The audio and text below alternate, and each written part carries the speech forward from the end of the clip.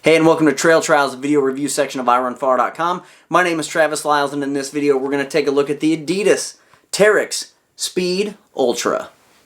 So let's start off by talking about the tread on the adidas shoe. So in a lot of places where you'll see adidas is using Continental rubber, same case here, right? It's on tires, it's a rubber manufacturer, that's what they use, and it's a pretty good all-around type of rubber. Fairly grippy, not overly sticky, kind of works across a lot of different terrain relatively well. I mean, I think an area where it doesn't exceed super well is really slick stuff. So really slick rocks, really slick kind of like bridges, those types of things. But overall, it is a very good all-purpose type of tread. And if you look at it, it's actually super hard to see here with the camera with this wild kind of zebra type of pattern here on the bottom. But the lugs here are rear facing, very standard. You have a middle section here that is a little bit open and has Adidas's torsion system, which is basically like some plastic in the inside of the shoe that sort of manages a little bit of stability in the shoe, so it's not just foam and kind of wiggling all over the place, which you see here, which also acts as a little bit of a rock plate. And then as you move up here, you have the forward-facing lugs that are for climbing. And I'll try to do this as well as possible, but to give you a little bit of a depth look at the lugs, here they are. Again, they're fairly shallow, a couple millimeters long. So again, this is a really all-purpose kind of a tread that, according to their literature, they like this idea of looking like a mountain bike tire. And given the fact that this tread is so kind of hard to see, that's sort of what you have to think about is tread on a tire, which again, since it's Continental, that makes a lot of sense. But a very much general kind of tread pattern, work across all kinds of various terrains relatively well. I guess asterisk to that point would be the fact that if you like to do road running in your trail shoes, like these are no impact at all to road running. A lot of times you feel lugs push through, or it makes for some kind of weird feelings on the bottom of your foot when you're on flat surfaces. This is kind of so low profile and so sort of uniform across the bottom. It does really good in those like flat types of surfaces where it's not digging in and biting into dirt. It just transitions really well on road types of surfaces, or even really hard packed trail. Moving on to the midsole, a couple of things here. So if you're familiar with Adidas at all, you know about this boost technology, and as you get close to it, what you can see is it's very like cushy. So it smashes down fairly easy. I'm not putting a lot of pressure on that. It feels very much like styrofoam, almost like a rubberized styrofoam, and it even has a bit of that look to it.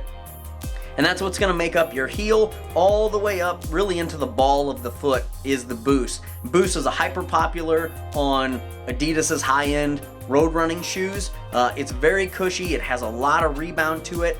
There's a thin layer of it here. It's not like super thick, obviously, so you get some of those properties of high rebound, but without a whole bunch of the weight. As we move into the toe of the shoe, we see this is a dual density midsole, and it gets into a little bit of firmer type of foam here, and this firmer type of foam is known as light strike. So you can see a little bit of a layer above kind of the heel and the midfoot, and then it transitions here to the front. Well, this is a much firmer cushioning, so you can see that again as I sort of squeeze on this bottom part of the shoe. It squeezes in fairly easily. This has got a much more dense kind of feel to it. Takes a lot more pressure to squeeze that down. So that means you've got better toe off, which means this shoe transitions fairly well. And again, for a speed type of shoe that this is addressed towards, that's exactly what you're gonna be looking for. A couple of things I'll also point out here is your ounces of the shoe, and also really, really small and kind of etched in here is also an 8mm drop. So you got 240 ounces on this shoe, men's size 9, and then 8mm heel to toe drop. So they wrote that on here. I think that's just one of those examples of a company kind of looking at who their audience is. We're looking at grams, we're looking at ounces of the shoe, we're thinking about drops. It's right here. As we move up to kind of the upper, we have a little bit of a toe cap here. It's pretty mild, but again, it's this same rubber outsole that's stretched up across the bottom, comes over to the front and hits really at this apex to create just a slight bit of a toe bumper. It's not a very heavy one, so it collapses pretty easy, but there's enough there that it's not just exposed mesh, if you will. And then off of that, you have a little bit more of this overlay type of material here in white, which feels very rubbery. So this is going to be kind of non-breathable at this point, and just kind of keeps water, you know, out from this early spot. If you're running in tall grass or something along those lines, like, it gives you a little bit of protection and adds a little bit of structure to the upper part of the shoe. And talking about the mesh on this shoe, it's really kind of interesting. It's got a bit of almost a plasticky type of feel to it. It's not plastic, but it has something kind of covered on it. It's not just a pure kind of soft fabricy mesh. You can definitely feel that it's slick and has some sort of treatment to it, which is good for abrasions and those kind of things. What I found it not to excel really well at is kind of the overall of this shoe doesn't lock down super well, and I think there just isn't enough sort of give in this upper. It's so structured that for my foot, I couldn't ever quite get it locked down well enough to be really confident on sketchy stuff. So again, your mileage may vary as depending on your foot type, but for my foot type that's a little bit wider in the forefoot, I couldn't ever quite get what I needed out of this. But overall, kind of a structured mesh all the way throughout. You can see that for the most part, it's pretty floppy, if you will. There aren't a bunch of kind of overlays or things that you've got in here that are creating structure in the shoe. A lot of shoes will use kind of some of this 3D printing in these overlays, and it'll create a bit of a skeleton on the outside of the shoe that maybe connects down to the laces. And you can catch a little bit of that on the inside of the shoe here. As you look in here, you kind of see these triangles. So there's a little bit of structure that's added through this, but none of it, to me, feels like it's really integrated into the lacing system to give that like kind of good wrap of that kind of midfoot that I tend to look for. But again, it's not like loose and overly floppy. There's enough structure in the mesh, and there's enough just kind of structure overall that you can get it locked down. And there's a couple of lacing options here as well. So if you look, you've got an extra eyelet on each side of the shoe that would allow you maybe a wider foot or a narrower foot. Again, I got a little bit of a wide forefoot, so I couldn't quite get this dialed in 100% the way that I wanted, again, to feel super confident. But overall, I think a average fitting shoe. It's not too loose and it's not too tight and athletic. This kind of fits in that middle ground of, it's not uber precise, but it's not really floppy either, so it's just kind of a regular fit. As we move up to the tongue here, very thin padded tongue. You can look from this view right here and see that it's not very thick at all. It's a piece of fabric on the bottom, a piece of fabric on the top, and then a light piece of foam that's sandwiched in between there. Is gusseted through here, and that's really just to keep that tongue in place. So when you put your foot in, it's got a fairly good, like, kind of socky-like feel. It's smooth in there. There aren't a lot of hot spots and areas for your foot to kind of rub against things. There's a removable sock liner that's fairly thin. It's not overly structured. Again, this is a speed shoe, so I think component-wise, like all the stuff you would expect from a faster shoe is here, right? Lighter weight mesh, not a whole bunch of fluff, not a whole bunch of extras, it's a thinner footbed. It's about going fast, and what do?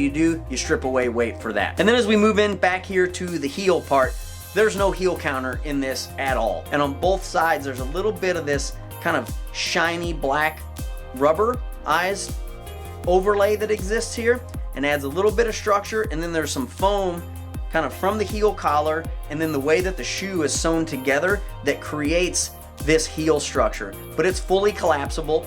You can see my hand like puts that down really easy. So again, if you're don't like things rubbing on your Achilles, you like a loose heel or a less form-fitting heel, this has it.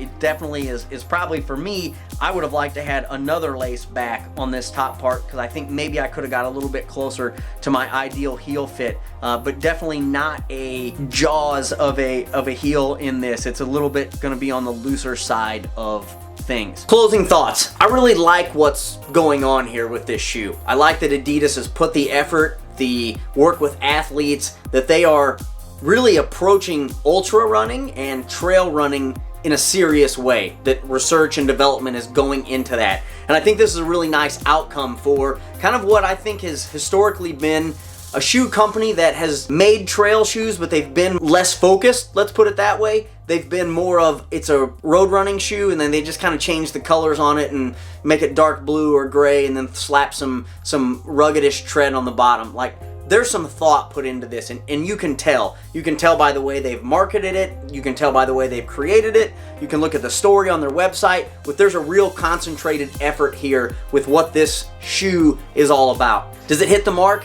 I think it hits the mark in some ways. I think this is a really good hybrid shoe. I think the types of cushioning that's on here works well for going fast. I think it works well for kind of low to medium technical terrain. For me, there's just not enough underfoot kind of protection, and there's not a good enough fit on the upper for me to want to take this on the most rugged of terrain. But I think if you've got a fairly like basic kind of trail, dirt, gravel roads, fire roads, like you got a lot here, right? That doesn't require tight cornering or really insane descents where it's technical and sharp. That was not an area where the shoe excelled, but it did on those other ones. So this is a shoe, keep in the car, trail to road to trail to road, like that kind of hybrid thing. I think this fits well because it's light, it's fast, it can kind of do a lot of things. 8.5 ounces. I mean, it's lighter than most road shoes are. So you can get a lot done in the Terrex Ultra Speed. And again, I'm just excited to see that Adidas is making an effort here. So questions, comments, leave those below the video. Thanks for watching. We'll catch you next time.